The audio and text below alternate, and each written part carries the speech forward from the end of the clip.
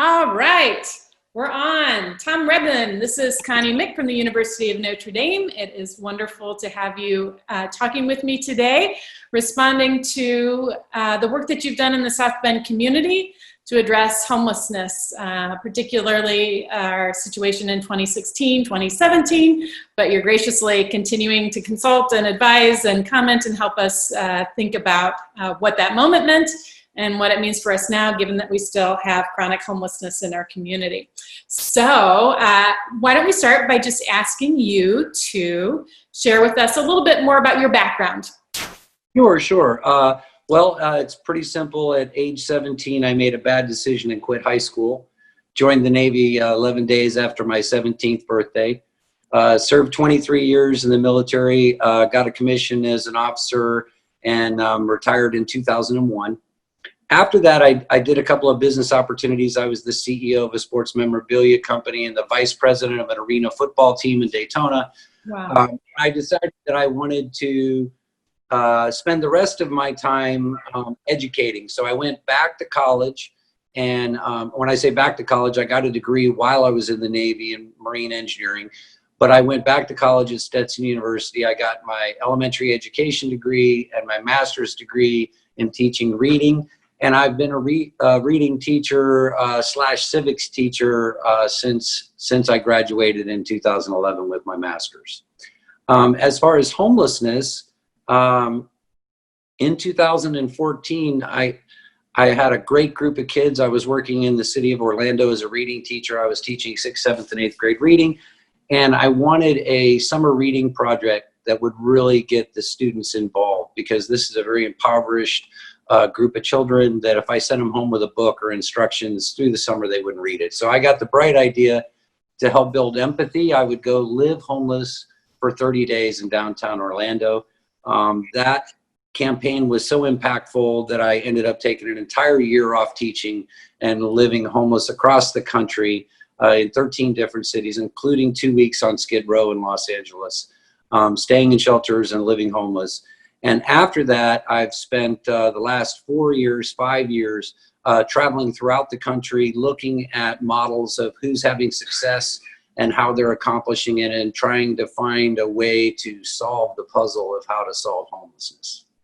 Wonderful. Thanks for that. What an incredible journey. So what brought you to South Bend? How were you contacted to help us think about homelessness in our community? Well, because I did that journey, I had a lot, of course it had a huge Facebook following. We had some posts where 1 million people were viewing it, and we had so many likes. Basically, you had an advocate that through that campaign of me living homelessness found out about me. His name's John Schaefer of Michiana 5 for the Homeless. John's a very awesome human being. John introduced me to Willow Weatherall, who was the executive director of Ignite Michiana, and she was working for Kevin Smith, who was the developer that was trying to improve the Renaissance District.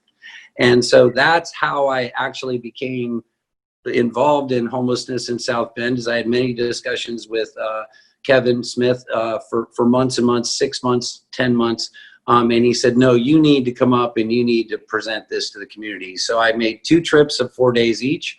And I met with literally every single person in your community, all the business leaders. I met with the fire department, the police department, all the city officials, literally everybody, the VA, the hospital staffs, the sheriff, literally everybody in the community that could possibly be involved in homelessness, and gave them my opinion on how they could move forward. And this was before the first encampment. The encampment, they were having a lot of people hanging around areas, and Mr. Smith's perspective was he wanted to ensure that when he built the Renaissance District there, that educational facility there, that he wasn't displacing homeless people. And that so he wanted, what services do we need? How do we accomplish it, et cetera. And we had 8 days of amazing. I've never seen engagement like that. If you watch the news stories when I came, I was totally blown away, because I worked in many other cities and never had that level of engagement. But that's how it came to pass that I was in South Bend. Excellent. And so what were your goals, or what were those conversations like? What were the things that you wanted to make sure all those different stakeholders heard from you?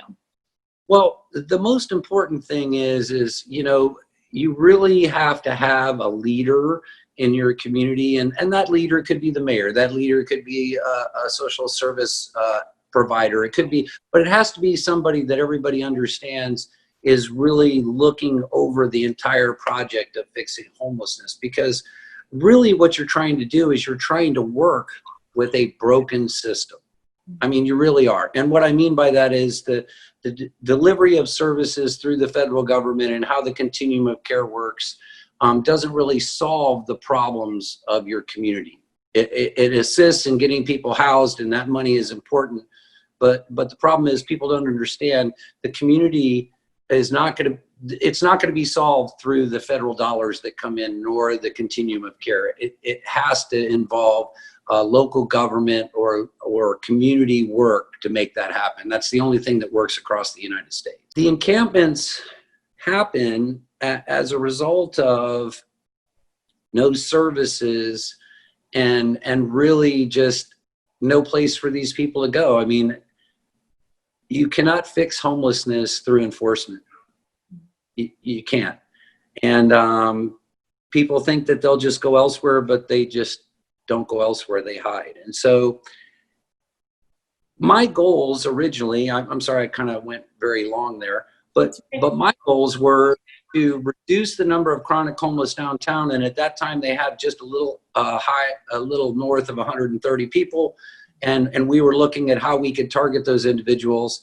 And somehow what I actually brought across to them got completely changed by the mayor's working group as far as how they were going to approach it. And of course, that's their prerogative as the city to decide how they'd like to approach it. But unfortunately, how they approached it was very ineffective. And we had a public outlash as far as people not wanting things in their neighborhood, because they didn't take my advice on how to mitigate all that first before you even announce it, and how you educate the public, and how most important is having a leader and an awareness campaign before you even begin anything else. Because without public support and public dollars, you're pretty much dead in the water. The city can't afford to pay for everything, even with the federal dollars, even if they wanted to. You're never going to get the political will for a huge amount of money. So the real truth is that's the importance in solutions. And so my goals were to very easily take care of, you know, half to 75%, the lowest hanging fruit of that 130 people, and get them into housing.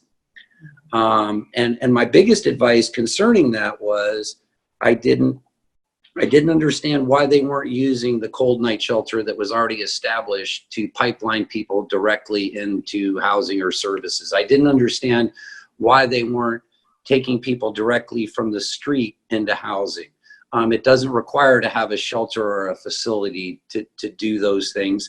And so there's a lot of people out there that with very minimal amounts of assistance could be off the street. But instead, the plan gets kind of convoluted as far as what the goals are. And we end up with something that's a little south of what research tells us works. Yeah. So how did that happen in this case, do you think, in terms of the stakeholders who were involved? Where was that shift or that disconnect in your assessment? Well, let me just say this, okay? You know, it would be very pompous of me to say, look, I have all the solutions, okay? It really would. And I don't want to come off that way at all, but I will say this. I don't know that we're all looking at the same sets of data and deciding what solved is. Yeah. That's the most important part, is having measurable data and good data to make decisions from. And so here's what I'm getting to. If your measure of success is a person getting housed, that makes sense to me. It doesn't matter to me how many times you've been out to see them on the streets. It doesn't matter how many meals you've given them, how many shelter nights they've had.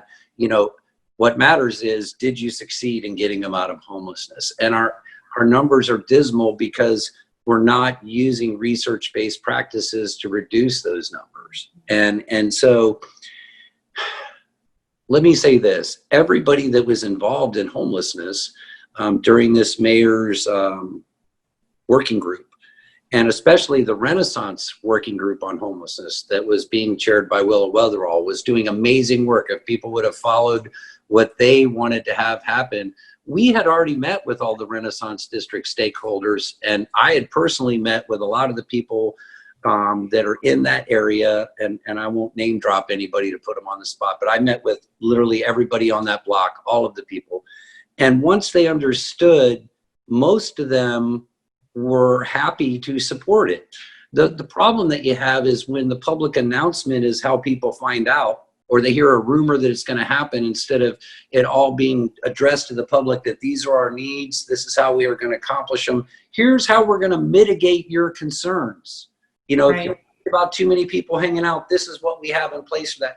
If you don't have all that and done up front, you're not going to be real successful. So the service center that they had planned with those trailers that were donated was kind of doomed from the start, because in my opinion, the work that was needed on the front end wasn't done. Mm-hmm. And truly, until your community gets a clear direction on how they're going to solve the problem and uses clear, measurable solutions that are research-based, you're not going to move very far. Mm-hmm. And so to answer you succinctly, I'm very confident that everybody on the Mayor's Advisory Board that was trying to solve this thought that they were doing the right thing. But here's the problem. They're being educated by the wrong people. Mm. So let me just say this. If you're a vacuum salesman and somebody calls you up and asks you how good your vacuum is your vacuum going to be the most amazing vacuum possible? Of course. And I don't mean this in a negative way, but if you ask the continuum of care, are they doing a good job? I think you're going to get the same response. So, and I'm not saying it's the continuum of care's fault. It's not. It's a national problem. It's not a South Bend problem. You know, when you have people that are supposed to collaborate and they are fighting for the same grant dollars, the same donation dollars, and how much can they really truly collaborate on the problem? And we have all these silos of services. In other words, one agency is responsible for this little group and another agency specializes in this group. And really the truth is nobody looks at it in totality and looks what's best for the community. And so when you're working within that system, which every community is, the communities that have had success have gotten advice outside of the continuum of care. And it's not, you know, necessarily from a homelessness consultant. It could be, you know, somebody that was a city manager in a city that had success. But everything that I believe in is based on what I've seen work, that I can use measurable data to decide what works. And so without continuing to talk about the theory, the real nuts and bolts of this is to get serious about solving this problem. The first thing that the city needs to do is understand their problem. And I don't think they do. Number one, you have to build a relationship with people to even understand what their problems are.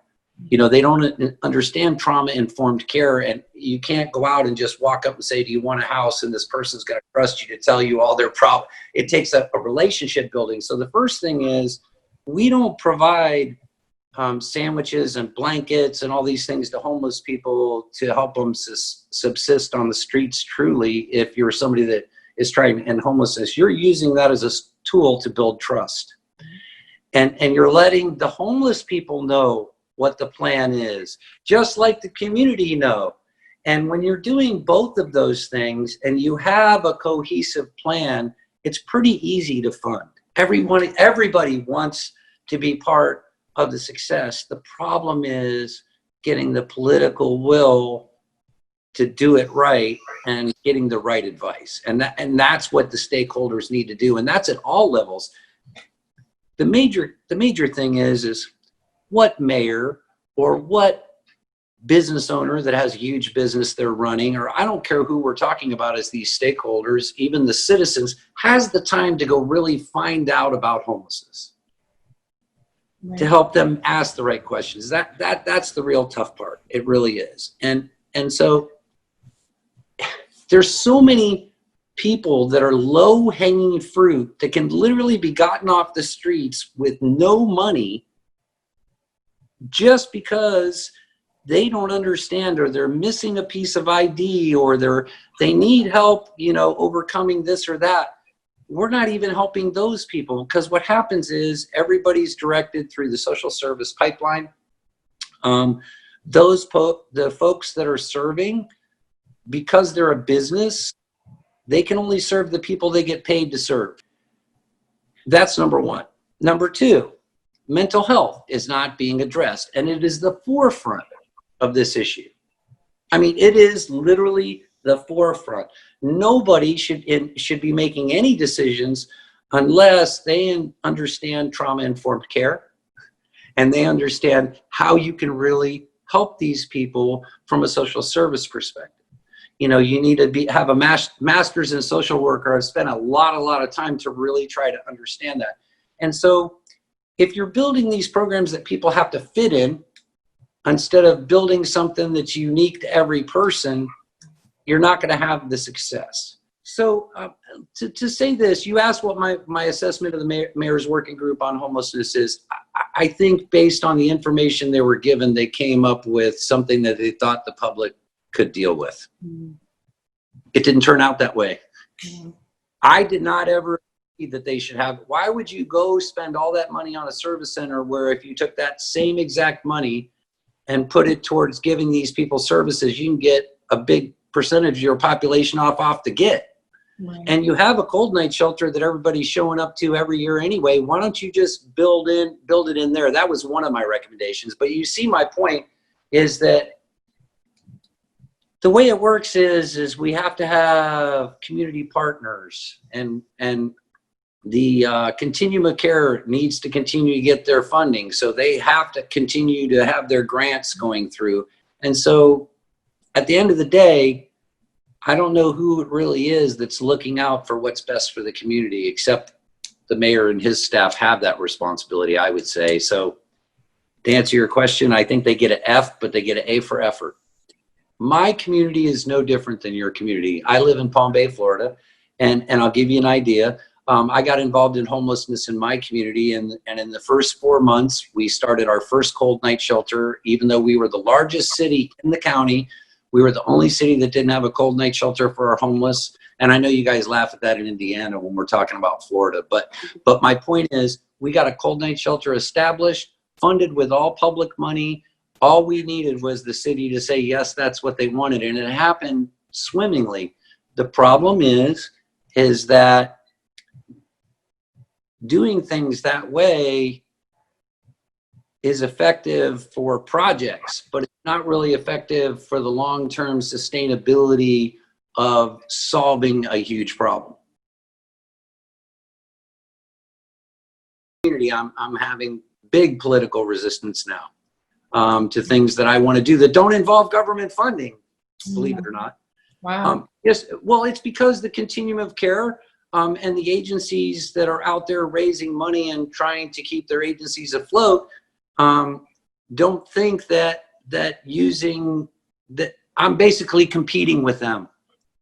Right. You know, and I don't mean to be. I'm trying to scaffold the holes in services in my community. That's what I'm trying to do. But what the end result is, you know, I can't say we need these services if they're not services that are lacking. So it's very difficult to get your message out and say we need all this stuff without saying it doesn't exist. Right. And to go over the 4 groups that you had here and what they should do, you know, when you talk about the city officials, I really think it's the mayor's responsibility to find out what has worked elsewhere and have proof of that before he accepts anything anybody tells him. Mm-hmm. In other words, don't because I'm an advocate and I say this is right, don't believe me. You know, where did that work? How much does it cost? How much did it save? How did you measure that? Those kind of conversations aren't happening. Mm-hmm. They're not happening. So from a government perspective, they need to be asking the right questions. And I think if they get the right questions, then they can see if they have the political will to get to the right answers. But they have to have the right questions first, and I think that's their responsibility. Right. when you talk about homeowners or business owners or any citizen, and this is homeless or not homeless, what's their responsibility? It's their responsibility to respect the laws of the United States of America. Okay, and that's on the homeless side, from trespassing on people's properties they shouldn't be. That's the homeless people destroying people's property or leaving trash for them in their property for them to clean up. None of that should be happening. That's not what our duty is as a citizen of a community. And on the other side, on the homeowner side, you know, it's your duty to understand that some people are poor, and this problem is caused by a lack of affordable housing, regardless of what you want to believe. You know, substance abuse is a part of it, mental illness is a part of it, but I submit to you, there's a lot more substance users that are in homes than are homeless. So it's not, substance abuse is something people use to say that's an issue, and it causes some of the issues, and it manifests itself after being homeless. But the real truth is the lack of affordable housing is what gets us here. And with this COVID-19 pandemic, I am scared to see what our homeless numbers are going to look like in the next few years based on this. So as a citizen of your community, you need to understand your responsibility is to have your community be good for every single citizen. And most of the people that are on the streets are there because they're not capable of working. And that could be because they have severe schizophrenia. It could be they have personality disorders. It could be they have physical limitations. It could be lots of reasons, but that's a big portion of the people that are chronically homeless in South Bend and your community.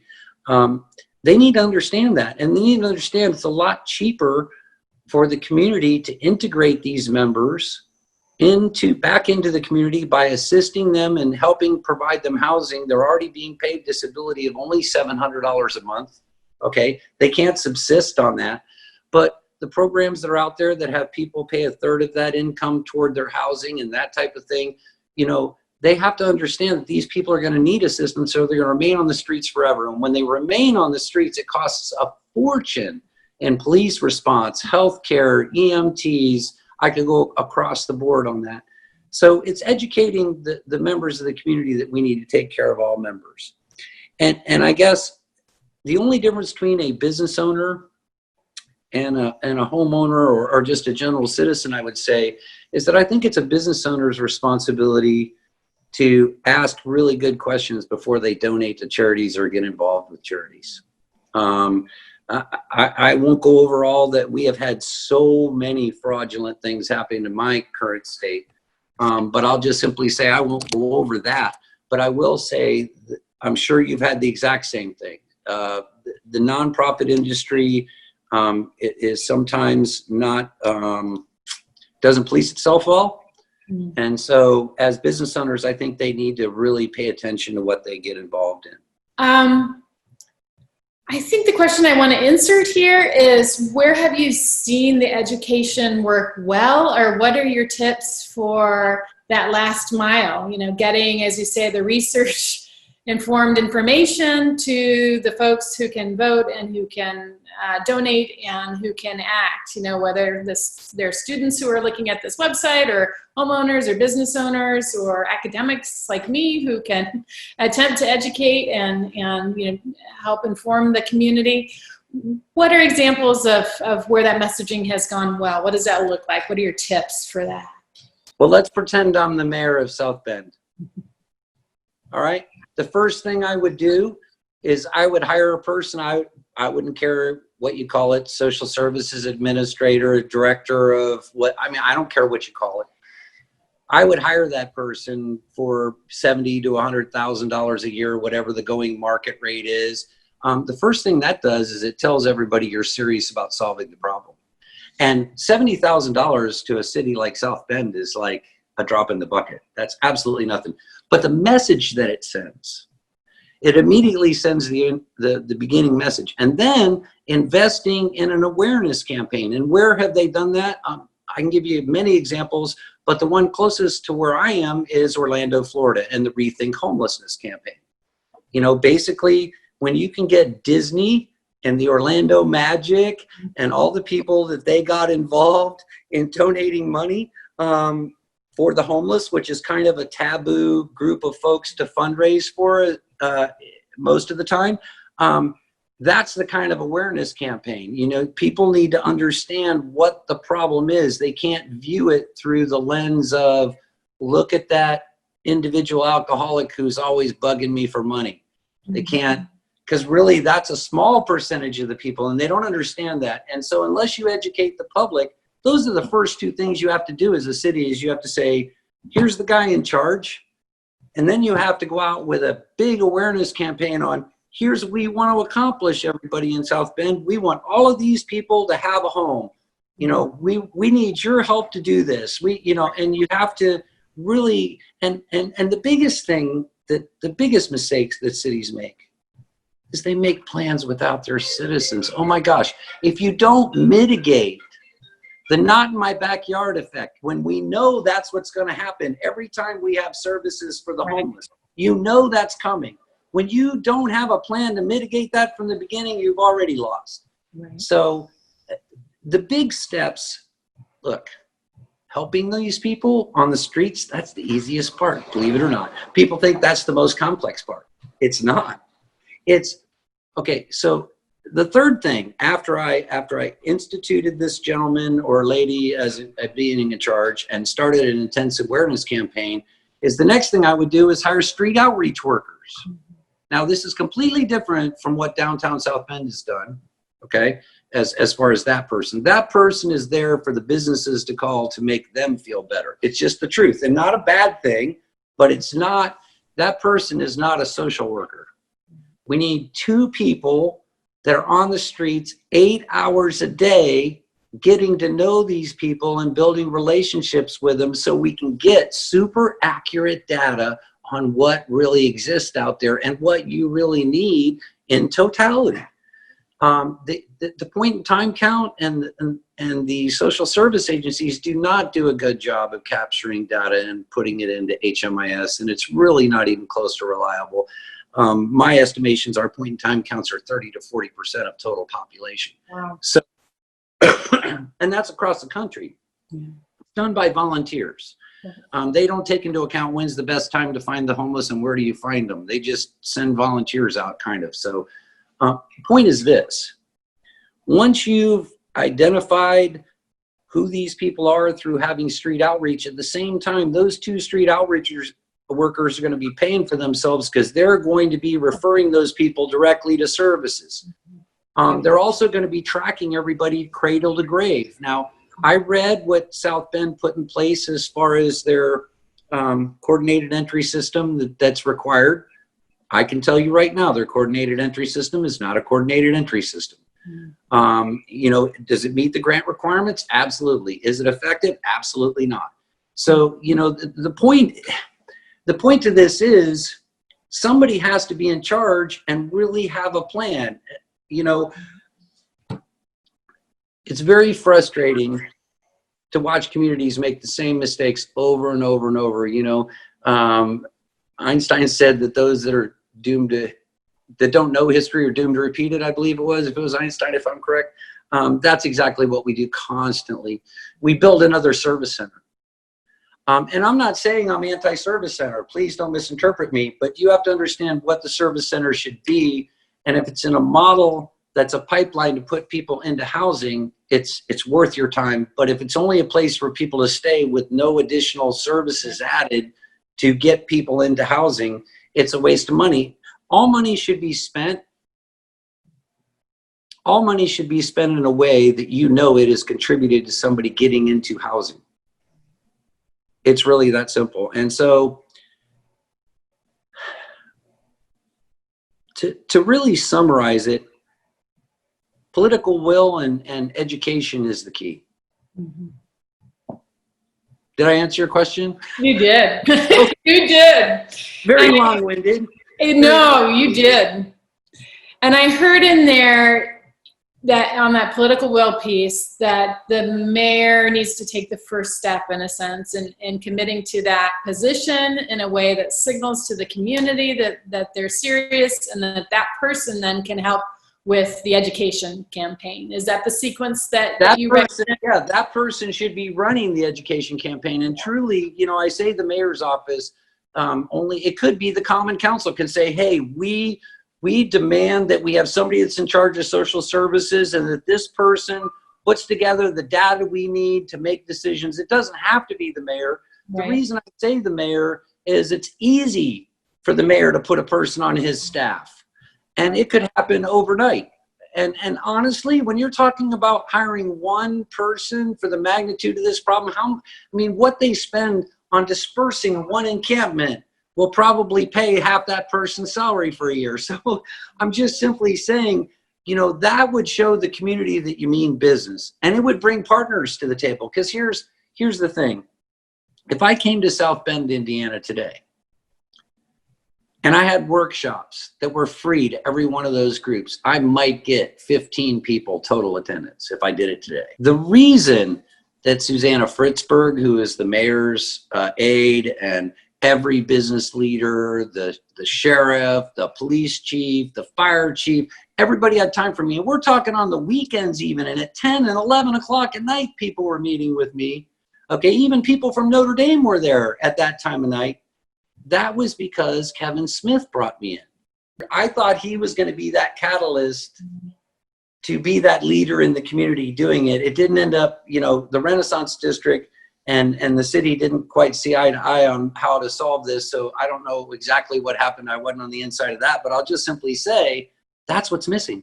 It doesn't take a lot. It just takes the right measures of success.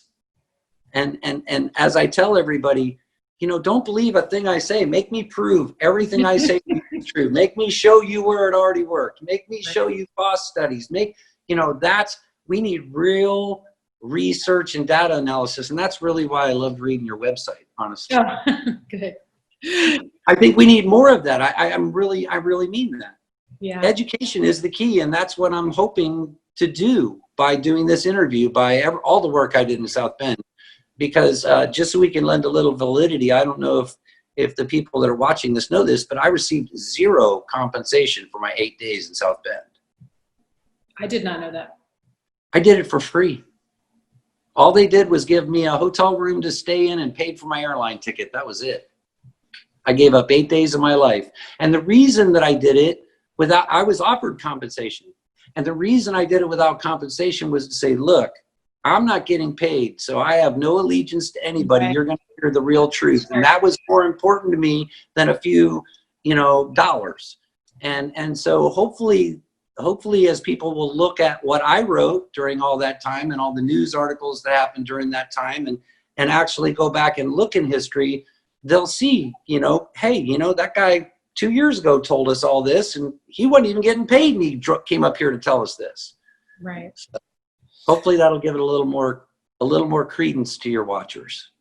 That's right. No, it certainly does. And gosh, we're grateful for what you've done, not just for South Bend, but for people experiencing homelessness around the United States. And yeah, it's complicated and it's not, right? If you have the will.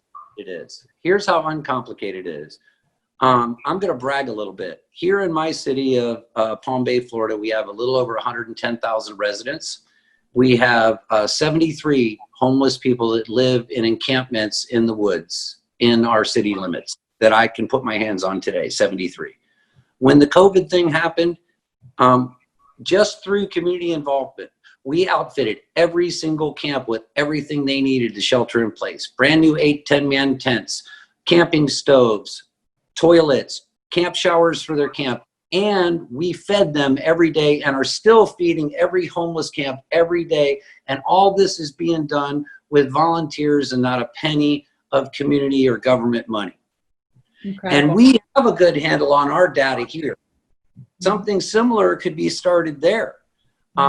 So it's not hard. Getting the political will and having people asking the right questions is hard. Yeah. Good. Well, Tom, you're helping us do that. So thank you so much. I really appreciate your time then, those 8 days and the minutes you've shared with me here. And I appreciate your review of the website and you letting me know if there's anything. I'm going to keep developing that. I'm a data person too. And so the more documents, the more evidence we have to track, as you say, to attempt to not repeat the same mistakes, to capture and to show the road we've been down, and to go forward with the information, the lessons learned, we hope, from that time period. As we have a new mayor, we have new common council members, and the optimism of youth, of our students who will think about this and have the optimism you have, and the awareness that it is possible to address this successfully if we have the will to do it. So really appreciate your time here. I will leave you with this. Okay. If you ever would like me to ever come speak to a group, if the city of South Bend would ever love for me to come up and consult again free of charge, I have said this many times to your community. I know a lot of people in your community. I spent 8 days there, 12 hours a day meeting with people. I developed a lot of relationships, and I really believe that what I saw in that first visit is very easily recaptured. So I'll at any time do anything I can for South Bend. Oh, you're wonderful, Tom. Thank you so much. Really appreciate it. Really do.